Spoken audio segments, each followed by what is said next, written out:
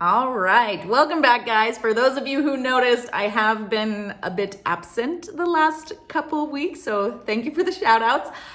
It's still a bit crazy over here. I have one daughter at home still who doesn't start her preschool until September. So I promise in September it will hopefully be much more consistent with the videos. Also, I don't have my mic today. I can't find it. I did a podcast with the Etsy Success team and I used my mic and I don't remember where I put it. So two things, I apologize for the audio today. And if you haven't checked out that Etsy Success podcast, please do so. I'm on there along with a few other sellers, I think, sharing just some of our tips and tricks for holiday prep. All right, now today's video, we are talking about selling on a platform called Faire. So if you are here, I'm wondering if you know about Faire. If you don't know about Faire, I wish I could edit that point out because it's weird, but you know me, I don't have time to edit my videos. So Faire is an online marketplace platform where you sell wholesale goods. So boutiques come, they can purchase your items, sell them in their shop. So today I'm going to be going over the pros and cons. In my experience, I have been selling on that platform for about a year now, and the results have been very surprising to me. So I'm going to make another follow-up video with this where I actually am able to share my screen with you guys and you can kind of compare the stats between Etsy and Faire. So in all fairness, I don't actually think it's a competition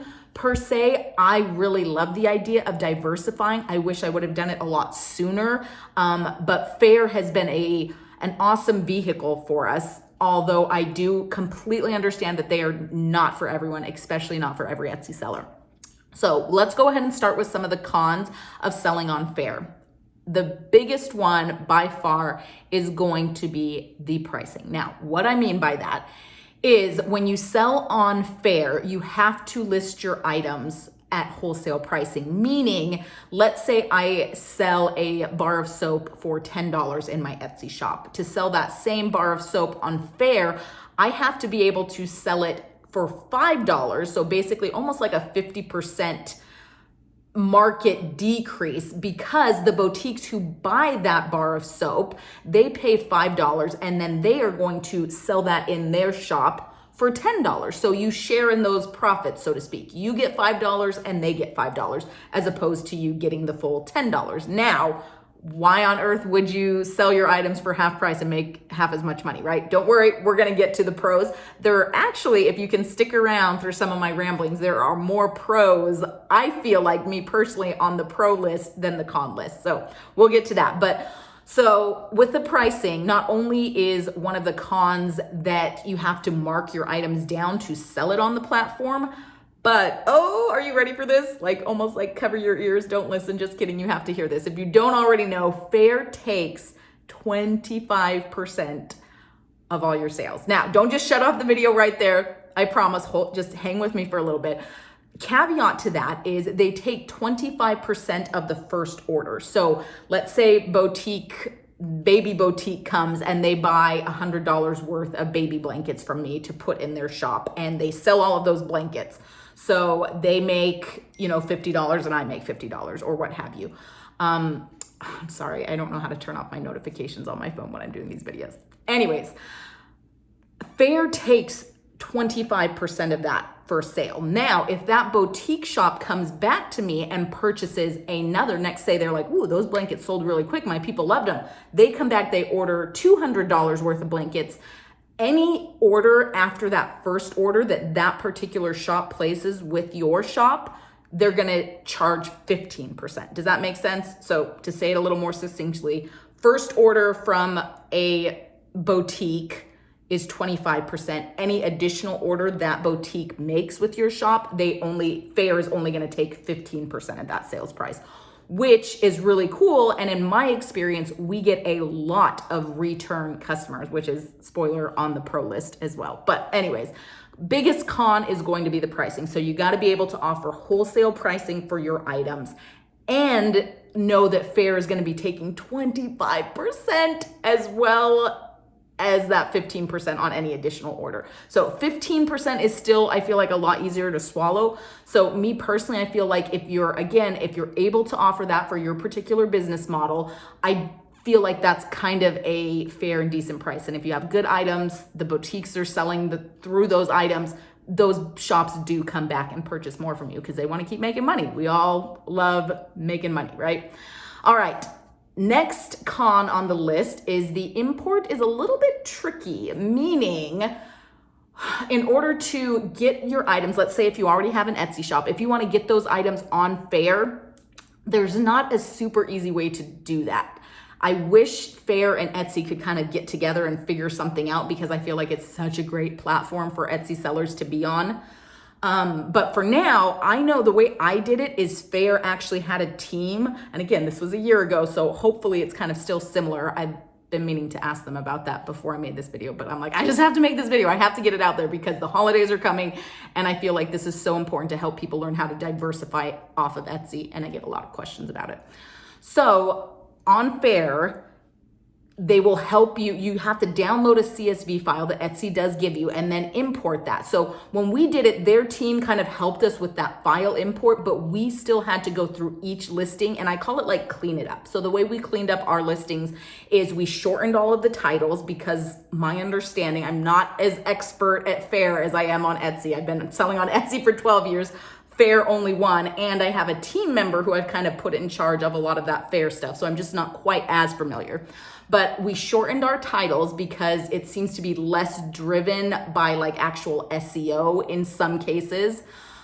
So titles were shortened, and then we have those backlinks. I have a video about that. If you haven't seen my last video I did, it was like 5 quick tips. We put backlinks in Etsy for all additional items that are related to that. So we had to take all of those out because we didn't want people that were trying to buy our items on Faire to be clicking the links and being sent to our Etsy shop because they're kind of two different markets. Etsy, I'm selling direct to consumers. So people who want jewelry supplies just for themselves. Faire, I'm selling to other shops who want to sell my products to their customers. So that I feel like was doable just because the Faire team helped so much. But like I said, we had to shorten the titles, take out all of those backlinks. I think that was pretty much the only things that we had to do. Everything else, the description, the photos, the price you just put in what your wholesale pricing is and it kind of calculates it for you. So the third con that I feel like to selling on Faire, and maybe it's just something I haven't figured out, but they don't really have great statistics as far as SEO. Like my Etsy shops are very driven by SEO and doing research around those keywords and seeing, okay, what keywords are working, what is not, what are people clicking on? And Faire doesn't really have that. So I'm kind of sometimes at a loss as to, I'm not sure what people are actually searching for on Faire to know what kind of keywords to use, what keywords are working. Am I attracting those right shops? But as I will point out in a follow-up video to this, we are definitely making sales on that platform. So whatever we are doing seems to be decently working, but I do wish they had a little more information the way Etsy gives you about like as far as SEO and keywords and what people are using to click on your items. All right, the final con that I have is they operate under what's called net 30 terms. So basically when a shop owner purchases from you, you make their order, when you ship it out, that goes to kind of like your fulfilled order status, and then 30 days after that order was fulfilled, you get the payment for that order. So again, just depending on how your business operates and runs, I could see that being really hard and tricky. For my shop at this point, that hasn't really been a make or break kind of situation. It's kind of tough at first when you're starting out because you have 30 days before you actually get paid. And sometimes you can be sending out these large wholesale orders. You're having to pay for that inventory and stuff, but eventually it catches up and it's been fine from bookkeeping, finance, kind of accounting standpoint, just for my particular shop. Totally understand Faire is not going to be for everyone, and that's okay. I just love to share information that's working for me, kind of like in real time with you guys, so you can actually see through my trial and error what has worked, what has not, would this possibly work for me in my situation. All right, now we get to the pros of selling on Faire. which I'm excited about. Okay, so the first one, the number one pro for me is it is an additional revenue stream. Guys, this has been on my radar for years. You all know I am obsessed with Etsy. I love Etsy. I'm in their Etsy U program this year. I love doing trainings, helping other Etsy sellers. I love that community. My buyers, if you purchase from me on Etsy, you are literally the best. Your review, they're so kind. The buyers on Etsy cannot be beat. The sellers are awesome. It's such a fun community. Anyways, you know, I'm a little obsessed with Etsy. That doesn't change the fact that I wish I had diversified a little bit a long time ago. Like, I've been selling on Etsy for over a decade, only Etsy. We just branched out into Faire last year. So we've seen great results on there.